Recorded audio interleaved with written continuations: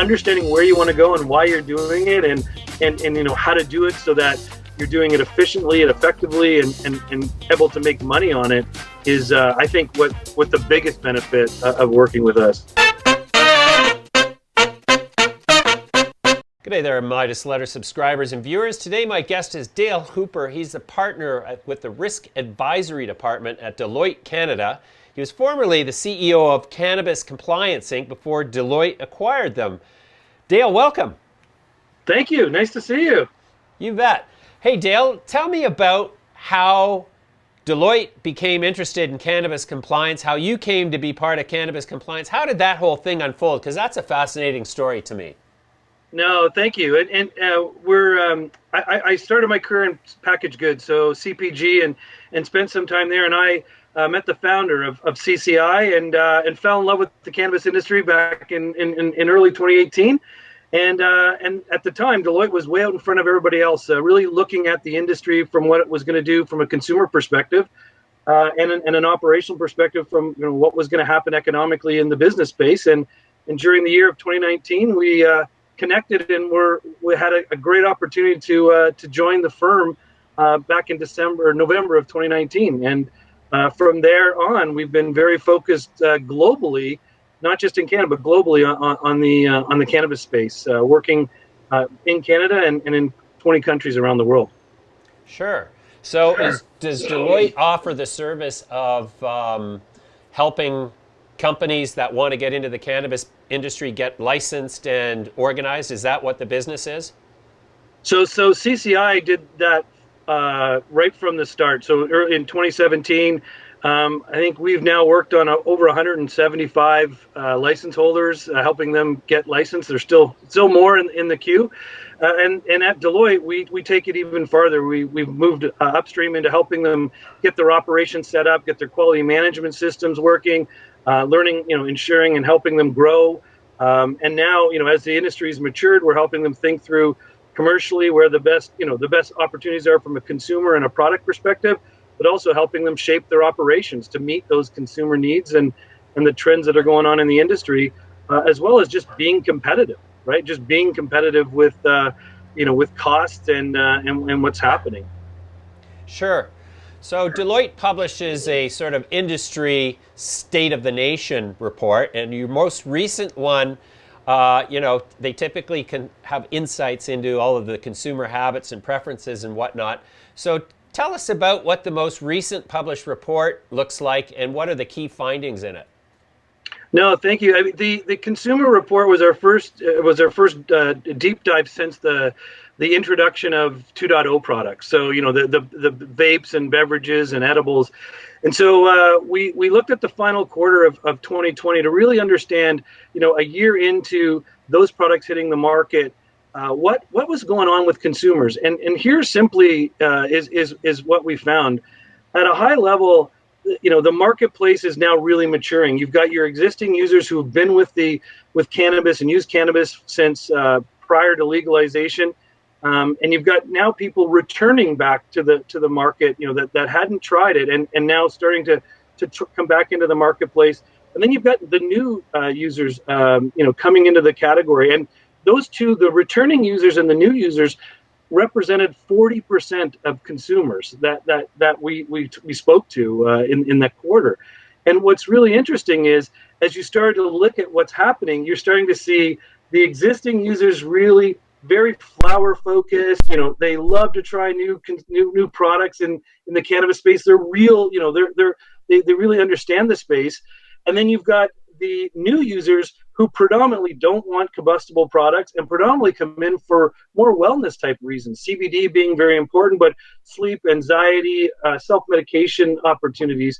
And then you've got these folks returning that kind of split. They kind of go either way, right? They come back into it after, enjoying it in their youth, or they come back into it as, hey, I understand cannabis. Now I'm going to use it for more of a wellness benefit. And that, to me, really just speaks to that. While in the short term, the biggest business opportunities are with those existing users. They're 75% of the volume of the category, and they try everything. But in the long term, it's really going to be the new users that are going to shape the future of the industry, and because that's where the mass is, right? That's where where it's going to come from. So, and the last thing I'd say is, as a company, really trying to think about how do you win the short term while preparing for the long term through your innovation pipeline, your operations, your partnerships is really key. I use CBD every day. I do a 50 milligram dose of a CBD isolate with some terpenes mixed in. And that's because I found, thanks to the evolution of the cannabis industry, that CBD, as you said, really helps me have a fantastic sleep. I mean, that's the most unbelievable treasure about it. I sleep like a baby.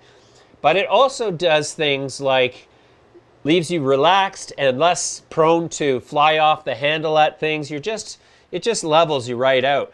So I've been a huge fan of it. In fact, I just got a license to grow up to 463 plants in a given year from Health Canada, so that I can get my own CBD directly because it's expensive.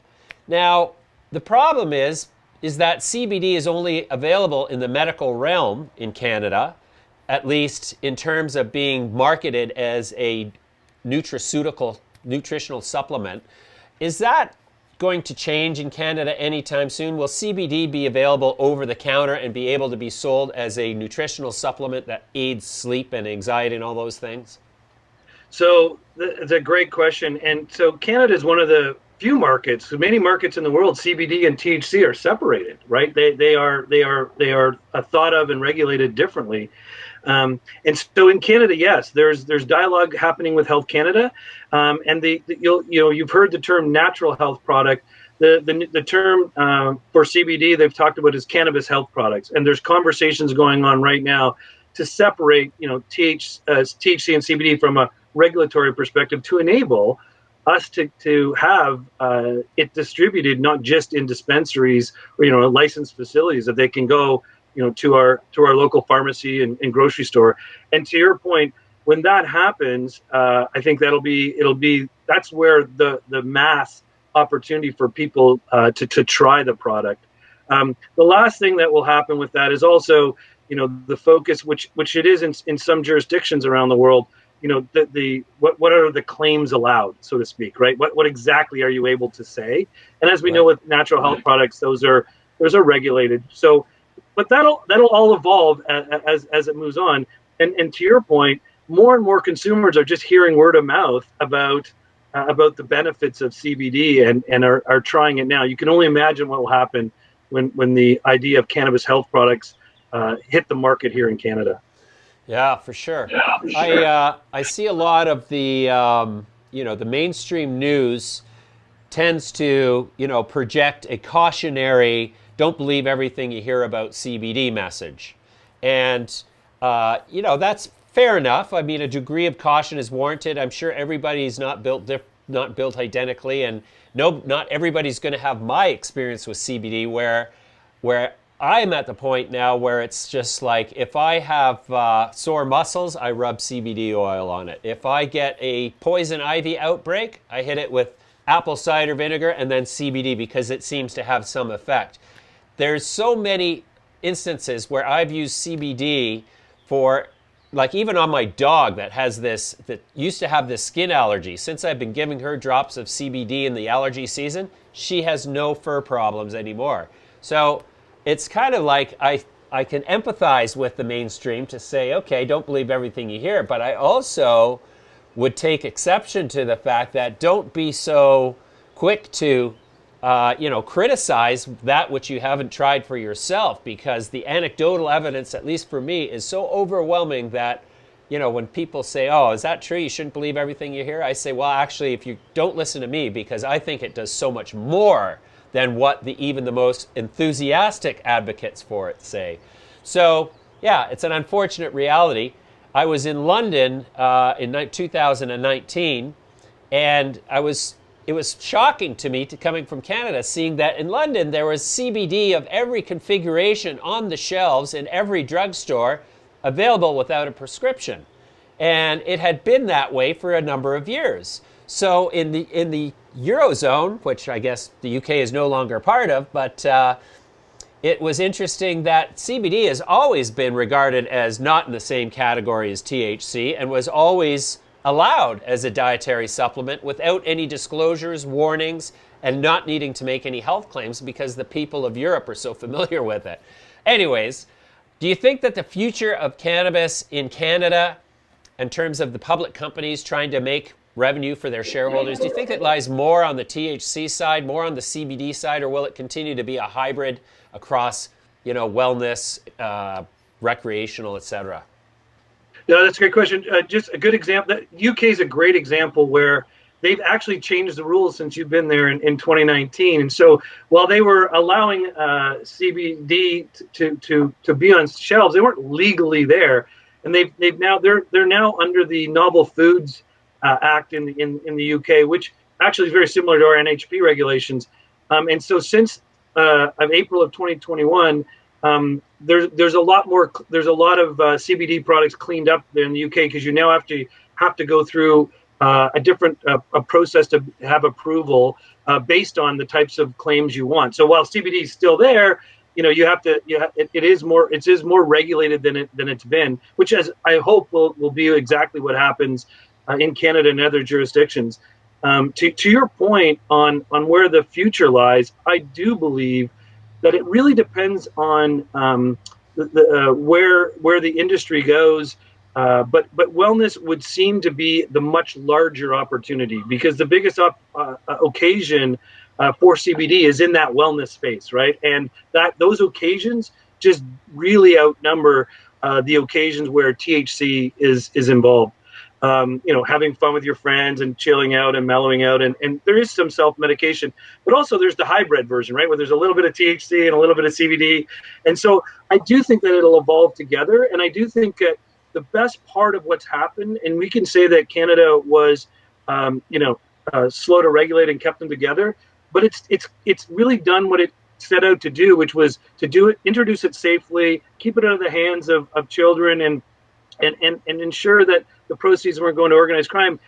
But by legalizing it, it's to enable people to start doing research, right? To actually start to put real facts behind the things that are working for you, right? And so I think that the Canadian industry and the global industry has a chance now with the legalization to really invest in understanding the benefits of CBD and a lot of other cannabinoids that are in the plant, right? And I think that in itself, will help not reduce the stigma, right, and not make it feel like, oh, you're just making this up, right?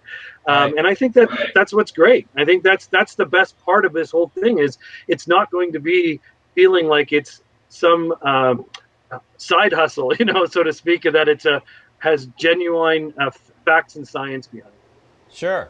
So, Dale, if I wanted to apply for a micro-cultivation license, would Deloitte help me through that process? Is that something we sure would. We sure would. We'd help you get set up. We'd help you, complete the application process. But more importantly, we'd actually help you with depending on your business plan. We'd help you with your business plan. We'd help you with setting up your operations so that they're, compliant, but also that they're efficient, right? So the licensing part is really one part now. As the industry's evolved, understanding the role and what you want to do in the industry, like, are you going to, do you want to create your own products? Do you want to, sell to someone else? All of that stuff is starting to get much more defined, and I think that's where the expertise, comes in. It's really the licensing and application is really part of it. Understanding where you want to go and why you're doing it, and how to do it so that you're doing it efficiently and effectively and able to make money on it is, I think, what the biggest benefit of working with us. Yeah. Okay. Well, I'd like to say that I'm going to proceed to the next step in that regard and get an understanding of how that engagement works, because I do want to achieve a micro-cultivation license because I want to provide an experience locally to prescription cannabis consumers where I can work with their medical practitioner to understand what would be the best sort of remedy for them. Because, as my understanding is correct, micro-cultivation gives you the right to sell to either an LP or directly to a medically prescribed customer. Is that correct? That's correct, and there's rules around that, but that's correct. That there's an opportunity for you to grow for patients. That's exactly correct. Well, that's what I'm interested in doing. So then let's, if you're open to it, if Deloitte's open to it, I'd love to make this whole thing part of a future segment that we could sort of film little bits and pieces of the whole process. That would be great, and I think we'd have our team of experts, sit with you early on and talk about, what you exactly want to do, and the roadmap it out for you, and then from there we can, work with you side by side, and that's where we get the most. That's where we get to help people, bring their passion or their vision to life. That's what it's all about. That's the fun part, right? And so I love that you have a vision for what you want to do, and clearly you're passionate about it because it's something that has helped you, and we see that we see that quite a bit, and understanding that will help us figure out the right roadmap for you and your business. Yeah, that's great, Dale. Well, we're going to do that.